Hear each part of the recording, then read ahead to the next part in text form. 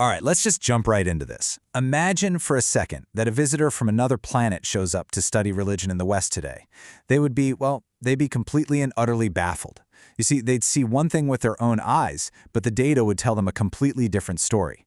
And that paradox, that gets right to the heart of this huge transformation that's happening in our society. And that brings us to the big question we're really trying to tackle here. Is religion actually disappearing in the Western world? Now, the answer is so much more complicated and, honestly, way more interesting than just a simple yes or no. So let's go back to our confused Martian, right?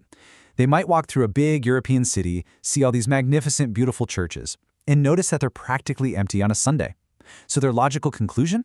Okay, religion is on its last legs here. But then they pull up the census data for a country like Britain from the early 2000s and see that, wait a minute, almost 3/4 of the population still ticks the box for Christian. So how can both of those things possibly be true at the same time?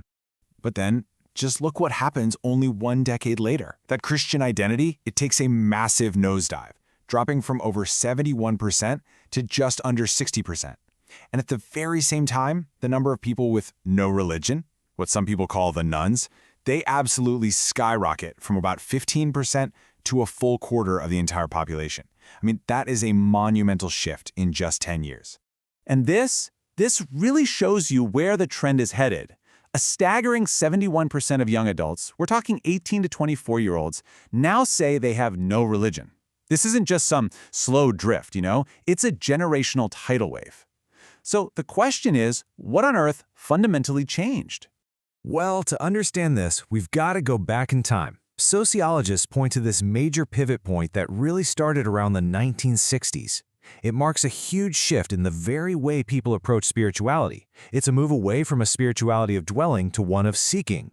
And this timeline really breaks it down. So before the 60s, faith was mostly about dwelling. It was something you inherited, it was stable, and it was deeply embedded in your community. Then, bam, the 1960s counterculture comes along and starts questioning all of that traditional authority, which paved the way for seeking, where faith becomes this personal journey to find what really speaks to you. So here's the core difference, right? Dwelling is all about the group, about tradition, something you're basically born into. But seeking is all about the individual, your personal experience, your choice, and seeing faith as this ongoing journey. It is a completely different mindset. So the crucial point is really summed up here. In this new landscape, it's just not enough to inherit your faith anymore. It has to be an active choice you make. And maybe even more importantly, it has to resonate with you personally. It has to feel authentic to your own inner experience. And this huge emphasis on individual choice leads us directly to the next big idea, the spiritual marketplace. See, if faith is a personal choice, then religious ideas start to act a lot like products in a market, all competing for our attention. There's a sociologist, David Lyon, who gives us a really powerful way to think about this. He argues that religion isn't disappearing at all, it's just moving. It's relocating from the world of traditional institutions, like churches, into the world of consumption. We've all basically become spiritual consumers. And Lyon uses this brilliant metaphor to explain it. Jesus in Disneyland. Just picture it. Christian singers performing on a stage at a theme park, right next to all the other entertainment. It's this perfect, vivid image of how religious symbols and ideas have broken free from the church walls and are now just part of the fluid, chaotic, and commercialized world we live in. Now, there is a key sociological term for this, and it's called de-differentiation. And all it really means is that the boundaries are getting blurry. The lines that used to clearly separate religion from entertainment or spirituality from shopping, they've just become really, really fuzzy. And this is the bottom line. In a world of de-differentiation, the sacred and the commercial can, and absolutely do, share the exact same stage. It's kind of a jarring thought, isn't it?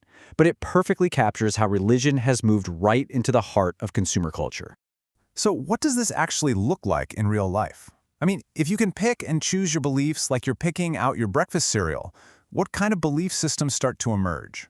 Well, this has led to the rise of what are called new religious movements and a big resurgence of things like neo-paganism. The main outcome here is eclecticism.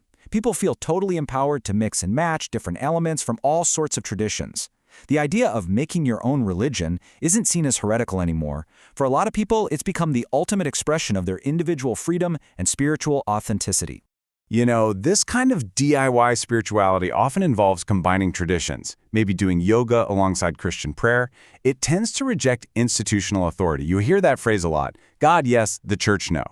The focus is squarely on personal experience, even a kind of self-salvation. And sometimes it involves a revival of ancient traditions like paganism, which often center on a universal spiritual energy rather than a personal God. And believe it or not, sociologists even have a name for this super-individualized faith. They call it Sheilaism. The name actually came from a woman named Sheila in a study who described her faith as just her own little voice. And this is a really crucial point, because while it offers ultimate personal freedom, it also marks a huge shift away from religion as this shared public thing that binds whole communities together. So all of this, it forces us to ask an even more fundamental question. Given how much has changed, maybe the problem isn't with religion itself. Maybe the problem is with our definition of it. I mean, seriously, have we been trying to measure the health of religion with a faulty yardstick this whole time? Is our very understanding of what even counts as religion just too narrow and outdated for the 21st century? For centuries, our whole idea of religion in the West has been dominated by this one specific model. It's a system of beliefs that you either accept or reject. But what if we focused on something else instead? What if we focused on lived religion? Not just what people believe, but what they actually do, their daily practices, their community, their sense of belonging. It's just a much, much broader view. And that right there, that brings us to the ultimate takeaway. This is the answer to our Martian's paradox. It's not that people have stopped believing, and it's not that the human need for meaning has just vanished into thin air. The change is in how people believe, how they practice, and how they find a sense of belonging. The container has changed, but that spiritual impulse, it's still there. But this leaves us with one final, massive question to chew on. For centuries, shared religion acted as a kind of social glue. So, in an age where faith is increasingly a private, individualized choice, what, if anything, takes its place to hold society together? Now that's a question for all of us to consider.